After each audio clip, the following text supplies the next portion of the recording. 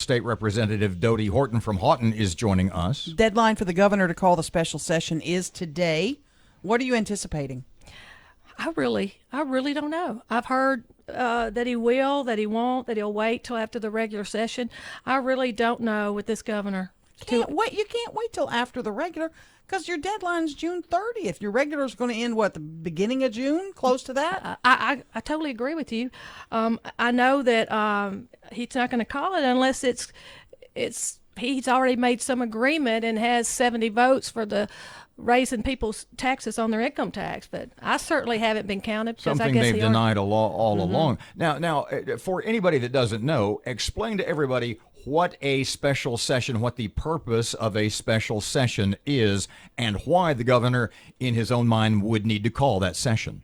Well, it can be a variety of things, but the governor at this day and time needs to call a special session to either allow us to make responsible cuts or to find new revenue because the penny is running off, and to we hope to get some reform as well. Does Dodoe Horton vote to keep that penny on for anything? No, ma'am. Nothing.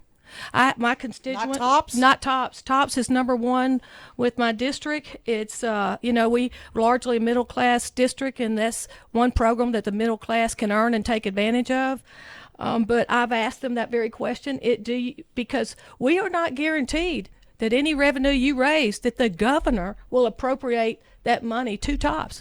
Remember, we've done a budget and appropriated the funds. Supposedly that was agreed upon, passed by the Senate. It goes to the governor. He has line item veto. And when we voted to front end TOPS that year, when we didn't have enough money for the whole year, we voted to front end it so the parents could have time to get the additional funds to put towards their spring semester.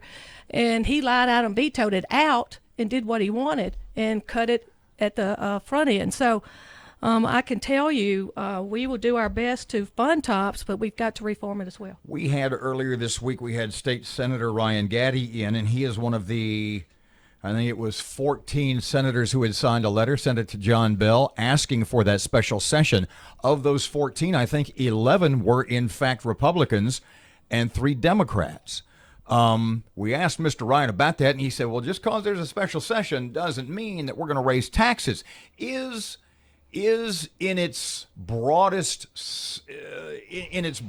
form, you're shaking your head, and I'm going to turn you loose in 10 seconds.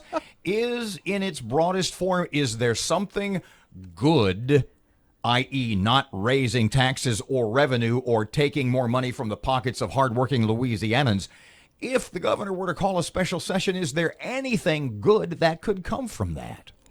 There is good that could come from that if we made substantial permanent cuts. And when I say that, I don't mean by cutting our most vulnerable citizens or cutting programs that are near and dear to us like TOPS. I'm talking about reform.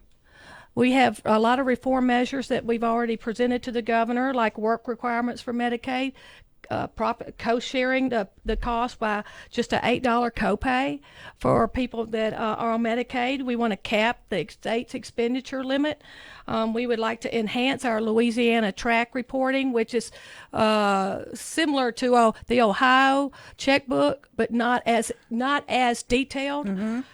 Speaking let me ask you this. I want to get back to the Ohio checkbook website. Okay. Go ahead. Let me ask you. I've asked this of a bunch of people. Some call me a moron. Some say it's possible. Why can't we go in and say, let's just cut every department 10%? Sorry, we're $1 billion short. Everybody's going to share the burden. Is that unrealistic? No, it's not unrealistic. But that's when I asked in committee, I'm on health and welfare as well, I asked Dr. Gee, when you cut, do you prioritize those cuts? Mm-hmm. Okay, if we would take the budget we have right now and break it down and prioritize it and go forward, you would be surprised how much better it would look and how much more efficiently and effectively we could serve our people. You don't have to go after those most vulnerable citizens. And that Which is always done seems to be the strictly case. It's because he wants to manipulate us. He wants to fill the room with our disabled community, threaten to take away their now waivers, which by law says once you have it, you can't lose it.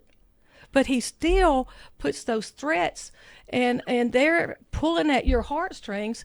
But I have to tell them, I know what I know. If he's sitting right here next to you, the governor, what do you tell him? Just you and the governor right here. Nobody's listening. What I told him when he was in his called me in with the transition team. I say, Governor, you ran on conservative values. I know your voting record. I watched you for 8 years. I know you're not conservative, but you ran on those values. We need you to be the game changer. You can be.